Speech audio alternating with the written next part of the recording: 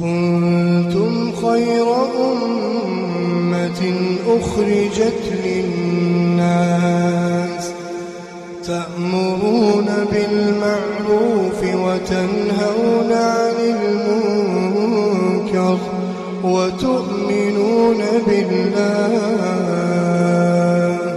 ولو آمن أهل الكتاب لكان خيرا لهم منهم المؤمنون وأكثرهم الفاسقون. أعوذ بالله من الشيطان الرجيم. بسم الله الرحمن الرحيم. الحمد لله والصلاة والسلام على رسول الله وبعد. Assalamu alaikum warahmatullahi wabarakatuh. Mga kapatid, may nagtanong sa atin kung ano ba ang katotohanan tungkol sa katangian ng Panginoon, tungkol sa Diyos. Dahil sinasabi sa ibang pananampalataya, ang kanyang katangian ay katulad ng kanyang nilikha, katulad ng tao. At marami din nagsasabi na mayroon daw anak ang Diyos, mayroon daw anak ang Panginoon, o ang Panginoon ay ipinanganak, mayroon siyang ama. Ito ang katanungang napakahalagang sasagutin natin. At sa katunayan, ito'y nasagot na para sa taong nagtanong na yaon, subalit nais nating ibahagi. Baka sakaling marami pang mga tao, lalong-lalo na mga Kristiyano, na hanggang ngayon ay hindi pa nila naririnig, hindi pa nila nalalaman kung ano ang katayuan ng Islam tungkol sa paniniwala na si Jesus ay anak ng Diyos o si Jesus ay Diyos na nagkatawang tao. O ano ang paniniwala ng pananampalatayang Islam sa paniniwalang ang Diyos daw ay may anak. Kahit sa panahon ng Propeta Muhammad sallallahu alaihi wasallam, mayroon din mga Kristiyano sa mga Arabo. Katunayan nga, sa Madina, may mga Kristiyano at saka Hudyo. At mayroon din mga sahaba na dating Kristiyano, sila'y pumasok sa pananampalatayang Islam. Kaya sa panahon pa ng Propeta Muhammad sallallahu alaihi wasallam, na itatanong din ng mga Kristiyano kung ano ang pagkakaiba ng Islam at saka Kristyanismo. At bakit ang katuruan ng Islam ay isa lang ang Diyos, isa lang ang dapat sambahin. Pero ngayon ang mahalaga, mga kapatid, ang sasagutin natin ay patungkol sa katanungan, mayroon ba talagang anak ang Panginoon? Mayroon ba talagang anak ang Diyos? Uunahin natin ang sinabi ng Allah subhanahu wa ta'ala mismo sa Quran, kung saan napakatagal na itong ipinahayag sa Propeta Muhammad sallallahu alaihi wasallam. Nung buhay pa siya, nabubuhay pa siya, so matagal na yun dahil mahigit 1,000 taon na ang nakalipas.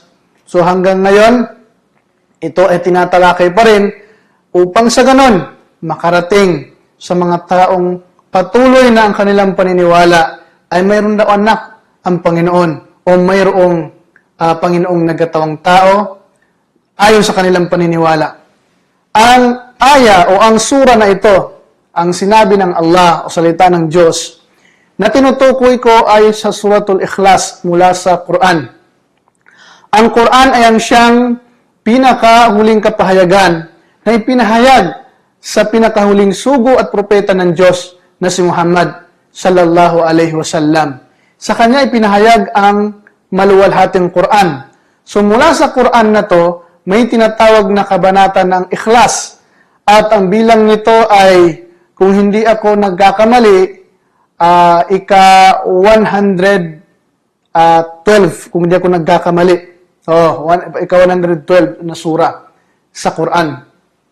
Babasahin ko sa wikang Arabic at ipapaliwanag ko mamaya ayon sa aking kakayahan sa pinakamalapit na kahulugan nito sa wikang Tagalog. A'udhu billahi minash shaitanir rajim. Bismillahirrahmanirrahim. Qul huwallahu ahad. Allahus samad, lam yalid, walam yulad, walam yakul lahu kufuwan ahad. Mga kapatid na sumusubaybay sa aming programang ito, ang pinakamalapit ng kahulugan ng salita ng Diyos sa wikang Arabic, ang pinakamalapit na kahulugan nito sa wikang Tagalog ay ganito. Kul huwallahu ahad. Sabihin mo, O Muhammad. So, syempre, kaya pinapasasabi ng Allah kay Muhammad dahil ang aya na ito, o ang verse, o ang sura na ito, chapter na ito, ay pinahayag kay Propeta Muhammad SAW sa pamamagitan ni Anghel Gabriel. Sabi ng Panginoon, Kul huwallahu ahad.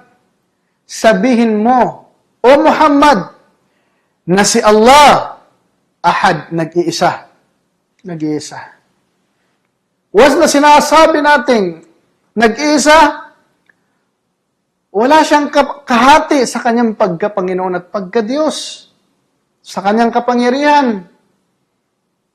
Siya lamang ang lumikha sa lahat ng nilalang. Nag-iisa lamang siyang Panginoon. Nag-iisa lamang siyang Diyos na dapat sambahin.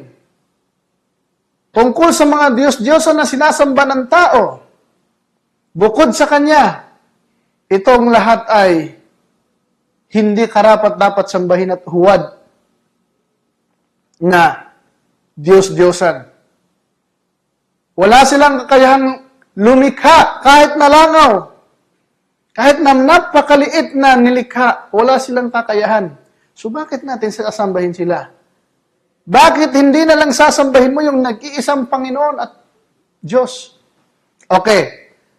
Ang susunod na sinabi ng Allah, sabi niya, Allahus Samad. Si Allah ay samad. Ang ibig sabihin ng samad, ganap. Ganap ang kanyang kapangyarihan. Lahat ganap. Wala siyang pangangailangan sa kanyang nilikha. Wala siyang pangangailangan sa kanyang mga alipin. Bagkus ang mga nilikha, ang silang may pangangailangan sa Diyos.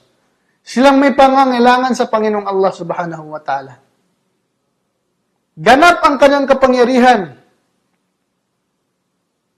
Kahit lahat ng nilikha, kahit lahat ng tao maniwala sa Kanya, hindi madadagdagan ang kanyang kapangyarihan. Ganap ang kanyang kapangyarihan. Kahit lahat naman ay tumalikod sa pananampalataya, kahit lahat ng tao susuway sa Kanya, susuway sa Panginoon, hindi mababawas ng kanyang kapangyarihan.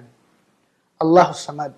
Tayong mga nilikha ang may pangangailangan sa Kanya. Kaya, doon ka humingi sa Kanya ng tulong. Siya ang sambahin mo.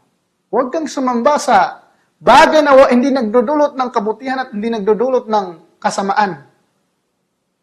Ni makapagsalita, hindi nakakapagsalita, hindi makakasagot, yung mga ribulto, mga santo, hindi nakakapagsalita. Bakit mo sasambahin? Ikaw ang umukit, ikaw ang gumawa, tao ang gumawa, ibinibenta, tapos sasambahin mo. Ganun ba ang Panginoon? Okay.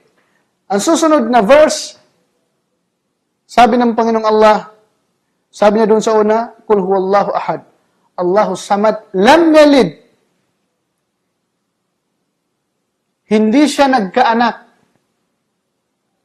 So ito na ang sagot, tuwirang kasagutan sa mga nag-aangkin na meron daw anak ang Panginoon. Wal-iyadu billah. Nagsasabing may anak ang Diyos. So wala. Sinabi mismo